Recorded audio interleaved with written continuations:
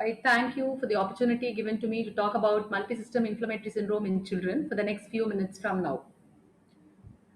This MISC is a new entity which we have been diagnosing since the April 2020 following the COVID pandemic. And it usually follows the adult pandemic in children. So post-adult pandemic children land up with MISC, and now we have been seeing an increase in the proportion following the second pandemic since April 2021. So now I will be dealing with a few points on the protocol which we follow for MISC, few case scenarios, and the carry home messages, maybe a few cases for discussion. The diagnostic criteria for MISC would include any child with 0 to 19 years of age presenting with fever, more than 3 days of duration, and two of the following systemic features, either skin and subcutaneous in the form of rash, bilateral conjunctivitis, or inflammation, hypotension or shock, cardiac involvement in the form of LV dysfunction, pericarditis, valvulitis, or coronary abnormalities, evidence of coagulopathy in terms of abnormal PT, APTT, or elevated D dimers, and GI symptoms like diarrhea, vomiting. So, any two of the five systemic features will satisfy the second criteria for MISC.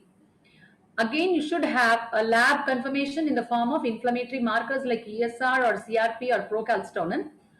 Along with that, you must rule out microbial cause of inflammation, which can mimic like bacterial sepsis or staph, streptococcal sepsis, common tropical infections. They can all mimic MISC, so one has to rule out tropical infections.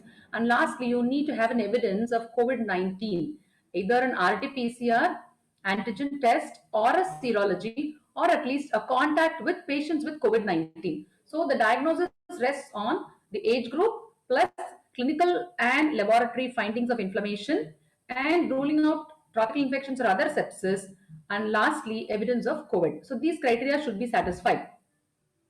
So how approach a child with MISC? Identify whether the child has got shock or any life-threatening illness. If it is there, probably you're going for investigations in the name of Tier 1 and Tier 2. Both will have to be done simultaneously. If there is no shock, then probably you do Tier 1. If Tier 1 is positive, you can proceed to Tier 2. See, when I say life-threatening features, shock with inotropes, LV dysfunction, renal failure, encephalopathy, or coagulopathy, or MODS, these criteria will satisfy life-threatening features. So once we have diagnosed, we need to evaluate. So the evaluation includes a list of investigations, and we don't have to proceed with all the investigations. So if the child is non-life threatening, then you do Tier 1. Tier 1 means these investigations are commonly available everywhere. Like probably you will do a complete blood count, including a metabolic profile like LFT, RFT, blood glucose, and ESR, CRP, and to confirm SARS-CoV, either RT-PCR or serology, IgG COVID antibody if available. You have to roll tropical infection, so complete the infection workup as applicable to the child in the form of dengue, viral, leptoscrub investigations, and blood and urine cultures. These are Tier 1. If the child is very sick, you don't wait for Tier 1 to be positive. Simultaneously go on for Tier 2. Tier 2 is basically to know the cardiac features like ECG, echo, or if facilities are there, you can go for markers of cardiac damage in the form of proBNP or TROP-T, and inflammatory markers starting from PT, APTT, D-dimer, fibrinogen, triglyceride, IL-6, and ferritin. Let me comment on IL-6 here. It is not necessary that you need to do IL-6 for children to diagnose MISC. It's sufficient if you can have any of these markers, either D-dimers or ferritin or PT, APTT, any of these. If facilities are available, IL-6 is good. A very quick method of a higher inflammatory marker could be a quantitative CRP, which is equally good as IL-6. So you don't have to monitor IL-6. If you can do a quantitative CRP and monitor over a period of time, that is a very good marker to know whether the child is responding or not. So when I say Tier 2, the Tier 2 criteria, you must have at least two. One is inflammatory marker CRP or ESR. CRP more than 5 milligrams per DL or ESR more than 40. So one of these two, along with any one of the following, which means absolute lymphocyte count, which must be more than in less than 1000, platelet less than 1.5 lakh, sodium less than 135, or a neutrophil count 7700 less than that, or hypoalbuminemia less than 3. Any one of this along with an elevated ESR or CRP means tier 1 positivity, which indicates you need to proceed with tier 2 to look for cardiac and other inflammatory markers. So that the whether you investigate very aggressively or not depends on whether the child is presenting with a life-threatening feature. Life-threatening feature, you don't have much time, so you do tier 1 and tier 2 simultaneously. If it is non-life threatening, do tier 1, rule out tropical infections, and then proceed for tier 2. So once we have evaluated, you go in for therapy. Again, you differentiate whether the child is very sick or not sick, or life-threatening or not life-threatening. If the child does not have any life-threatening features like shock or coagulopathy, renal failure, encephalopathy, then you can go ahead with IVIG and methylprednisolone. Depending upon the degree of the life-threatening illness, we will categorize subsequently. Aspirin is given for all children with thrombotic manifestations or without thrombotic manifestations if you diagnose MISC. If it is life-threatening, simultaneously you hit hard with IVIG, methylpred, antibiotics, and aspirin. We'll just categorize which group will receive methylpred, which group will receive IVIG and methylpred little later. So with no life-threatening features, you give IVIG and methylpred. If facility is not available, you can go ahead with only methylpred. But if there are life-threatening features, you have to hit hard with IVIG and methylpred. The dose of methylprednisolone can be 2 milligram in just shock without inotropes to 10 to 30 milligram if the child presents with shock or any life-threatening features. So the spectrum will be differentiating from other causes of inflammatory response. For example, a child with dengue or scrub can present with inflammatory markers.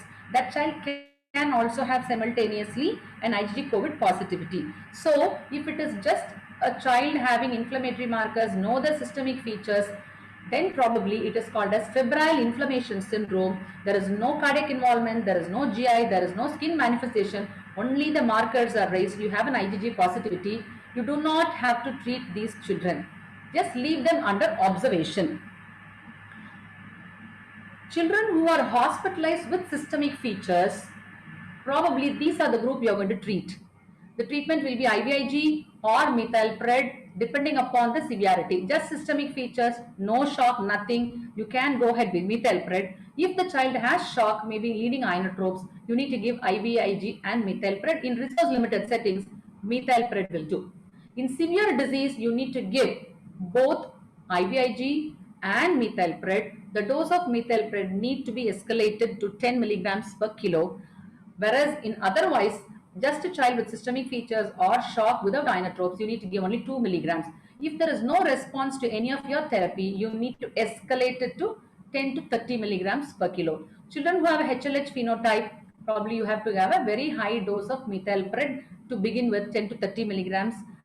This is given as a pulse dose. So depending upon the severity, one is observation where the child has no systemic features, only inflammation.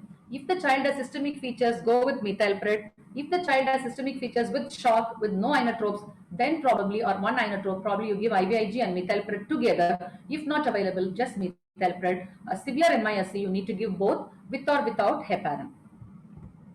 What are the indications for aspirin? One is thrombocytosis, coronary aneurysm, a Z-score more than 2.5. The Z-score will be calculated based upon the weight and height of the child, and this can be used, it comes automatically in your echo or you can calculate to using different apps.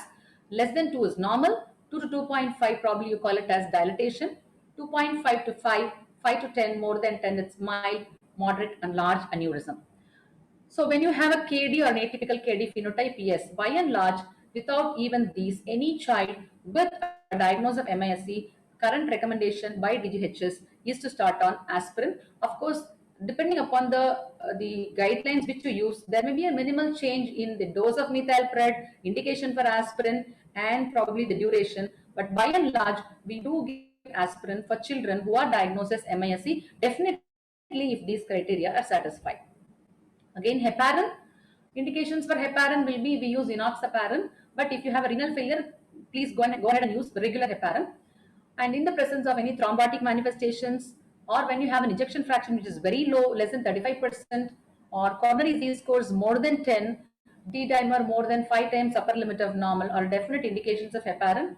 And when you do factor 10A, you maintain levels between 0.5 to 1 if facilities are available when you do a monitoring with enoxaparin. The duration has to be individualized depending upon the hematologist consult. When you start them on steroids, methylprednisolone, you give IV initially. In non-sick children, you give it oral, and then taper over a period of 3 to 5 days, 25% every week, maybe over a period of 3 to 4 weeks.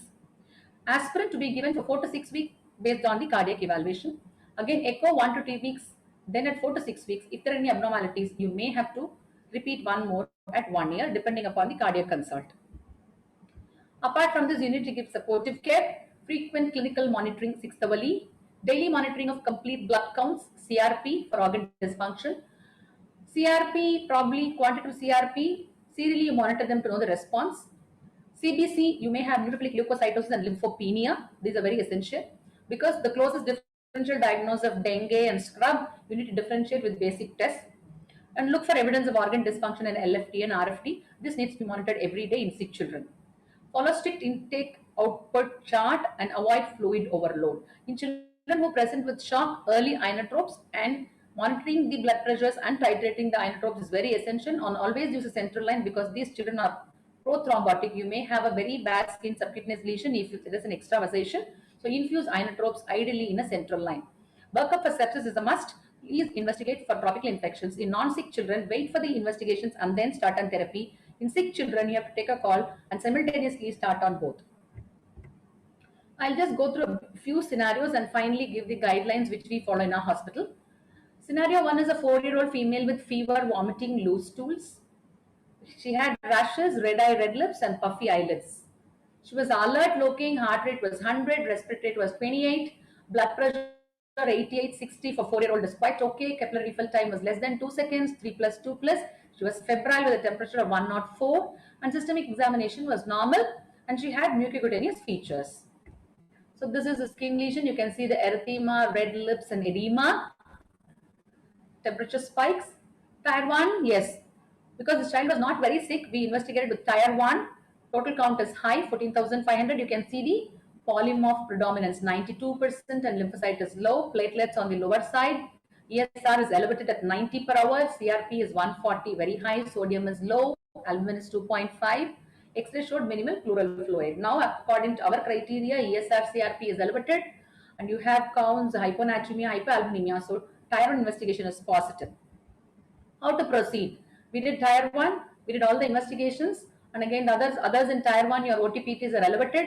Urea creatinine is little on the higher side of urea, creatinine is normal for age. RT-PCR was negative, and IgG antibody done here. Normal is less than 10 antibody units. This child had a level of 98. IgG antibodies are not a must if facilities are not available. You need not go behind IgG for the diagnosis. Infection workup for routine investigations were negative in this child. So since Tier 1 was normal, Tier 2, yes, ECG was normal, echo was normal, D-dimer 6 is elevated, 0.5 is normal, ferritin is very high.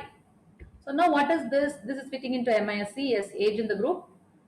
Fever, 2 of the 5 criteria, yes, child had skin manifestations, GI manifestations, ESR, CRP, yes, elevated, other infections ruled out, COVID antibody was positive, fits into MISC. So now this child, we will be starting her with, probably if this child had no systemic features, no shock, though we recommend IVIG and methylpred in resource limited settings, methylpred will do. Antibiotics were started initially for this child. Once you get negative investigations, probably you can stop the antibiotics. This is a child who needs treatment because child has fever, child has systemic manifestations and has signs of inflammation. This is a common scenario. Majority of these children who present with MISC present with just hyperinflammation, and methylpred is a very good option. Though MISC diagnosis needs IVIG and methylpred, we can take a call, start on methylpred. If the child is not worsening, you can go ahead with IVIG. Now we'll go with the second scenario. 5-year-old female, fever 7 days, vomiting, red eye, red tongue, rashes. And this child had a high temperature, heart rate was 140, respiratory rate was tachypneic, 170, 3+2+ CRT less than 2 seconds, rash, red eyes, edema, and child had a cervical node. Okay, probably in this endemic, a pandemic of COVID, we will be think of MISC in all such children. I am showing you the picture of her skin and the oral cavity, the extremities. Now, this child does not have a life-threatening feature. Yes, definitely. Tier 1 investigation and infection workup. Tier 1 count is high, 19,400. Differentials 89. Hemoglobin 9. Platelet 99,000. CRP and ESR elevated. Neutrophilic leukocytosis, again 133 sodium and albumin. Because Tier 1 was positive, we'll now go for Tier 2, ECG, echo and inflammatory markers. ECG sinus tachycardia, echo EF is quite okay, ejection fraction 61% is okay. Coming to LMCA, the coronaries, dilated coronaries, all three. See, LMCA 2.9 is a coronary aneurysm. LAD is a coronary dilatation. RCA again an aneurysm. Child has minimal pericardial fluid and mitral regurgitation. When we went ahead with cardiac markers, pro-BNP was elevated, trop-T is elevated, D-dimer is high, ferritin elevated, IL-6 elevated, antibodies positive. So this is a child with fever, raised inflammatory markers, and fitting into Kawasaki phenotype. It can have just a hyperinflammation, it can have a Kawasaki phenotype, it can have a shock phenotype, or it can go in for a HLH phenotype. So we need to categorize them. So this child, typically we know this falls under KD phenotype. So it has satisfied the MASC criteria of fever, 2 by 5 criteria, inflammatory markers, no infections, and COVID antibody positivity, and simultaneously fever with rash, red eye, edema, red tongue, nose, and an echo finding suggestive of a KD phenotype. So now for this child, MASC KD phenotype, IVIG, methylpred, and aspirin. If your platelet count is less than 80,000, wait for the counts to rise and then start an aspirin. Low dose aspirin will do as you're giving methylpred. So IVIG 2 grams per kilo given over 24 to 48 hours. Please take care of fluid load, especially when there is a cardiac involvement. Methylpred 2 milligrams per kilo for 3 to 5 days. 3 days there is no response, probably increase the dose. And then probably you can taper it to oral. Aspirin 3 milligrams per kilo tapered over 4 to 6 weeks depending upon the inflammatory markers. So this child will need further follow-up with echocardiogram, and steroid and aspirin will be tapered over a period of few weeks. This is the second phenotype which you have seen. So the first phenotype was just inflammation. We can go ahead with methylpred. And second scenario was KD phenotype where we need to give IVIG methylpred along with that aspirin. Now the third scenario is an 8-year-old female, fever 5 days, rash, vomiting, pain, abdomen, and child is tachypneic. So ruling out the other causes, we will just switch over to MISC. So this was referred as acute appendicitis. Beware, surgical presentation like an acute abdomen is one of the presentations, though not very common in MISC. Many times we have got cases from our surgical colleagues, knowing very well in this MISC season, a child presenting with acute appendicitis, they would very well get a medical opinion, investigate, and then rule out a medical cause on an MISC, and then take up for surgery. So this child was alert, little puffy eyelids, was tachypneic with a 50 up respiratory rate and heart rate of 169. Blood pressures were low for her age, 80, 60. 2 plus 1 plus CRT was prolonged. So now we know this child is in shock. So this child is going to be a problematic child. Is there a life-threatening feature? Yes, this child has shock. So oxygen NRM, please resuscitate any sick child before specific therapy. Child received 20 ml per kilo. Developed frothing and tachypnea during the bolus. So bolus was stopped. Child started grunting with a heart rate of 180. Now we are in trouble. This is not a child who's just shocked, who's recovering with 20 ml per kilo and go ahead to the ward. This is a child who needs more resuscitation.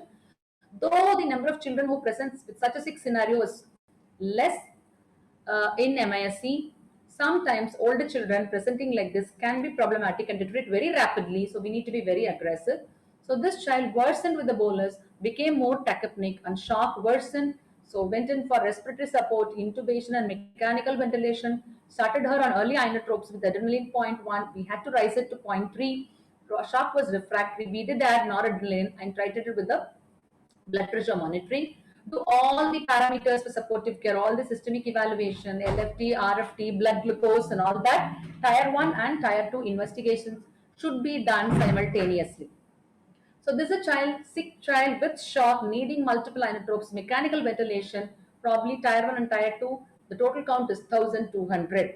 Generally, we would anticipate this child to have a high count. We are in trouble now. Hemoglobin was 7, platelets were low, ESR and CRP was elevated, inflammatory markers like ferritin and LDH were elevated in this child. So this is a child who is a problematic child who is needing a PICU admission. ECG showed tachycardia, echo, the ejection fraction was 30%. Be very careful when you're giving fluids for such sick children. Fractional shortening was 22%. Child had gross LV dysfunction, a mitral regurgitation, and trop was grossly elevated. Going ahead with the hematological evaluations, smear showed pancytopenia, bone marrow done suggestive of HLH, D-dimer, ferritin elevated, child went in for MODS, OTPT elevated, triglycerides elevated, Urea creatinine was 29.6, COVID antibody positive. So this is a common scenario when you get a sick child with MISC with multi-organ involvement in ICU. So what do we do for this child? Apart from fluid restrictions, strict IO chart, early furosemide, fluid load may be a problem in these children with LV dysfunction. So we have to be very meticulously monitoring the fluid, try to restrict the fluid to 50 to 60% and take on early inotropes and needs invasive monitoring. So this is a child who had an MISC criteria, age, the fever, 2 by 5 criteria, ESR, CRP, other infections were negative, COVID antibody was positive. And this, in addition, had shock phenotype with HLH phenotype, fever, bicytopenia, ferritin, triglyceride, and splenomegaly fitting into HLH. So this is a child who presented with shock, hypertensive shock, going in for MODS, and HLH could be a part of MODS. So now these issues has to be handled together. This child needs IVIG, upfront high dose methylpred of 10 to 30 milligrams per kilo as a pulse dose in these children. Aspirin monitoring with your platelet count and watching on if it is less than 80,000 obvious bleeding you cannot give. Enoxaparin because it's one of the indications where your EF is less than 35%, though there is no evidence of thrombi. So you need this child to be very aggressive, aggressive in investigations and aggressive in therapy. So the spectrum, fever, inflammatory markers high, no systemic involvement, no shock, no KD, no HLH. It is just a febrile hyperinflammation. You do not have to do anything, observe and follow up. So fever with only markers, no GI manifestation, no cutaneous manifestation. Child came for fever, you evaluated, you identified. Though it is all positive, you don't have to treat, just observe them and follow them up. This is common spectrum which we see in MISC. The next spectrum, yes, this child is MISC, febrile, vomiting, and rash, but no serious illness. So, elevated markers, serology positive. This is an MISC with inflammatory markers and few systemic symptoms, not life threatening. So, this is MISC hyperinflammation phenotype. You give methylpred and aspirin. If child does not improve with methylpred, then probably think about IVIG. So this is the second spectrum of MISC. The third spectrum of MISC, you have a child with fever, systemic symptoms, elevated markers, had shock, resolved with 10 ml per kilo, or maybe needing one inotrope. There is no myocardial involvement, stabilized in the emergency room and shifted to the ward. Yes, this is a moderate illness. You need to give IVIG and methylprednisolone because the child had shock along with that aspirin. This is a third scenario. So febrile inflammation, you don't do anything. Inflammation with systemic signs, probably you give methylpred. With cardiac involvement, shock resolved, but myocardium is normal. This is a moderate illness needing IVIG and methylpred. Then the serious spectrum or severe MISC, fever, shock, multiple inotropes, ventilated, myocardial involvement, LV dysfunction, organ involvement. This is a child, it needs IVIG and methylpred, but upfront you raise the methylpred dose to 10 milligrams per kilo as a pulse dose. Because this child is very sick, you need not wait with the 2 milligram. Enoxaparin as indicated, aspirin after platelet counts and bleeding. This is a fourth spectrum. Probably HLH I have not discussed. Straight away you have to give pulse methylprednisolone. So MPS, MISC will have four spectrum where you give just a febrile inflammation, no systemic features, nothing needs to be done. Febrile inflammation with systemic features but no shock, you need to give only methylpred and aspirin. With shock, resolved, no myocardial involvement, otherwise stable, IVIG and low dose methylpred. A sick child, severe MISC, shock, methylpred. This child needs high dose methylpred with IVIG. These are the four scenarios which we commonly encounter. So the mainline drugs, IVIG, methylpred, aspirin, heparin, antibiotics. The evidence as we have now says IVIG and methylpred are the drugs which are going to be used in MISC. But now the disease is new, the waves are different, the trends are different. We might change our guidelines little later.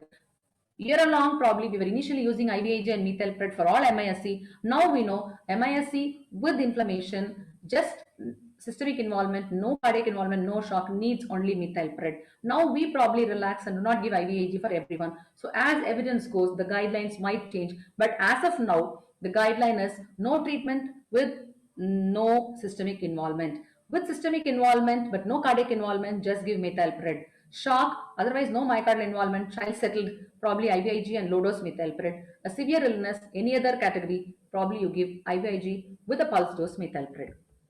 So evaluation, if facilities are available, go ahead. Otherwise, a simple complete blood count, TSR, CRP, and simple LFT, RFT will do, and probably an echo to rule out or rule in cardiac involvement. As far as inflammatory markers, a PT, APTT, or D-dimer and ferritin will do. Other investigations as available, one can go ahead and do it. Again, IgG COVID antibody, if available, you can do. Otherwise, if it's not commonly available, don't chase behind IgG antibodies. So the mimics tropical infections like dengue, yes, it can mimic, scrub can mimic. Common in dengue season, but maybe you can have a clue. They may have leukopenia. They generally do not have neutrophilia unless you take the sample during shock, stress response, and they have lymphocytosis, whereas MISC will have lymphopenia. ESR, it's not raised generally in dengue. They have hemoconcentration, not anemia, and probably narrow pulse pressure shock. Here you will have wide pulse pressure shock. And usually dengue children are afebrile when critically ill, but these children continue to have high spikes of fever. GB wall edema and all that are more towards dengue, but you can still have here. Echoes diagnostic revealing your coronary dilatation or LV dysfunction. Lesser proportion of dengue children will have involvement in the form of coronaries. Scrub can mimic very much a child with MISC. So leukocytosis, these children need not have lymphopenia. If there is an eschar, of course you tilt towards the side of scrub, and very unlikely they will have coronary aneurysm. They may have coronary dilatation, they may have LV dysfunction, but coronary aneurysms were very, very unusual in children with scrub typhus or dengue. So the pearls in MISC, to conclude, fever, skin manifestations and mucus manifestations, cardiovascular involvement has to be looked up. Depending upon that, just fever and inflammation, just fever and GI or skin, just fever and cardiovascular shock, fever with MODS, all the 4 spectrum. Rule out common bacterial tropical infections. Elevated ferritin alone, remember, is not an indication for IVIG or methylpred. It could just be a hyperinflammation with any infection, be it dengue, be it scrub, be it MISC. So elevated ferritin alone, please do not chase behind for IVIG and methylpred. If there are systemic features, go ahead. If there is shock, go ahead. Otherwise, ferritin alone, please monitor the child. Clinically, the child is responding. Do not bother about the levels. All MISCs, yes, if they have criteria, they may need IVIG and methylpred or methylpred, you will have to categorize. But when your center is dealing with MISCs, please have IVIG, methylpred, aspirin and enoxaparin along with supportive therapy. In resource limited settings, if you have only MPS, that will do. Majority of the cases will need only MPS. In shock, severe MISC, MODS, you need to use both IVIG and methylpred quite early and a high dose. Aspirin low doses generally indicated in all children with MISC. Heparin only in indications. Persistent fever despite therapy, please go back and look into if you have used a low dose methylpred, escalated, maybe you have to go for non-responsiveness and escalate your therapy to second line therapies. Simple tests like CBC and QCRP are very, very useful. IL-6 procalcitonin, they are not mandatory in all cases of MISC. Follow-up of the children with cardiac involvement is mandatory, especially when they have a KD phenotype. So the clinical spectrum, KD phenotype has a good outcome. Hyperinflammatory MODS, according to the literature, mortality is low. ARDS, myocarditis. ARDS is very uncommon in children who present with antibody positive MISC. This is more common in children who have acute COVID positivity and MISC. Our experience, GI and cutaneous symptoms are common. Data analysis of initial 65 children which we had during 2020, probably infants was only 6%, and then probably 1 to 5 years had around 44%, and the rest were 5 to 12 years. Probably in the second wave, we have little more older children. These were the common clinical presentations. As I said, GI symptoms, skin and subcutaneous manifestation is very common. All the others are relatively lesser percentage. Around 96-97% had fever persistent. GI symptoms are very common, accounting to for around 47% had vomiting and around 30% presented with diarrhea, 44%. So maybe around 95 to 100% present with GI symptoms. Conjunctivitis maybe again and around 70%. So this is depending upon the presentation, whether they come early or little late. Sometimes they will have a history of vomiting, loose stools and rashes. When they come to us, they may not have. So sequential symptoms also is very essential. They need not be simultaneously present when a child presents with MISC. Overlap phenotypes, yes, though we discuss the different phenotypes, there's always an overlap. Kawasaki, TSS, hyperinflammatory, and HH. The commonest one we had was 78% in last scenario was Kawasaki phenotype. Shock in around 40%, around 18% had hyperinflammatory phenotype. HH was in 9%. Mortality was 6%. High annular ratio, presence of acute kidney injury presentation, going in for MODS, shock, HLH were identified to be the risk factors with mortality in the small series which we have analyzed. Though we have had around 190 cases till now, we've done the analysis only for the first wave case of 65, and the others we are ready to do the analysis. The bottom line is recognize them and treat them early, treat appropriately. So to summarize, the last slide will be the spectrum, fever, inflammatory markers, no systemic features. It is called febrile inflammation syndrome. Just observe them and follow up. If they have MISC with no shock, well child, but they have some systemic manifestations like GI or probably rashes, this is hyperinflammation with MISC. Just give MPS and aspirin. If not responding, go ahead with IVIG. But please have IVIG and immunotherapy if you're dealing with MISC children. The third category, MISC shock, not needing inotropes, moderate illness, otherwise child is doing well, IVIG, low dose methylprednisolone and aspirin. Kawasaki phenotype, again IVIG and methylprednisolone with aspirin, similar to the moderate type. Severe MISC, shock, invasive monitoring, it needs ventilation, renal failure, coagulopathy, MODS, this is life threatening. There you give IVIG, high dose methylprednisolone. By high dose, we mean 10 to 30 milligram pulse dose, enoxaparin and aspirin. So to summarize, this is what we need to know when I deal with MISC. Remember, not all children with MISC need IVIG. Not all children with MISC need to be treated. If at all, we need a proportion, we need MPS, a proportion we need IVIG and MPS, a very small proportion we need a pulse, methylprednisolone and IVIG. So this is in crux the different spectrum of MISC which we have dealt in the first wave of COVID pandemic in 2020, and now from April 2021 we have been having quite a few children who are older children presenting with shock phenotype requiring invasive ventilation and multiple inotropes, but we'll have to wait and see how the children differ in this wave of COVID pandemic. These some of the pictures of children. We did have some children who presented with cardiac thrombi, COVID toes, a florid shock, and all these are some of the pictures which I want to share. Bedside echocardiogram in simple trained hands can pick up LV dysfunction, and you can know the ejection fraction and measure the coronaries. This is one of the pleural fluids on the right side, the lower one showing the coronaries, and a child that was a Kawasaki child. So the dilated coronaries can be measured. You need to have the Z-score. So take the height and weight and then do it. These are very essential in a child in a tertiary care center where you deal with sick children. These are the references. There may be little differences in different guidelines, whether ACR or AAP guideline, IAP guideline, names protocols, GOHI, DGHs or IAP protocols or ICU protocols in ICH. There may be subtle differences. Everything has evidence, but the recovery trial, which is the one which is being taken up now to know what therapy is going to help, unless the recovery trial results are out, I think each center has to individualize the treatment. The guidelines in the form of protocol is always available. Keep monitoring, either escalate or de-escalate. We learn through our mistakes. We have made mistakes in the first wave. We have learned through the mistakes. Now probably we are sailing through. Hope we do not have much children going in for invasive need of ventilation and ICU care in the second wave. Probably anticipating the third wave. I think we better hope it is not, but we must anticipate and get ourselves familiarized with the MISC protocols. Thank you. My sincere thanks to all the medical units, faculty of ICH, medical, surgical, laboratory support both at ICH and RGGH, TNMSC for supplying us the IVIG either in 2020 when we were in a need for IVIG. I think they gave hand in hand and they gave us IVIG in time. NART for the lab support of IgG COVID antibodies, and the administrators who like our directors, the Dean RGGH and DME who have been very supportive to give us all what we needed, the infrastructure, the support and the drugs and all that in time, and made us learn through the year. Thank you.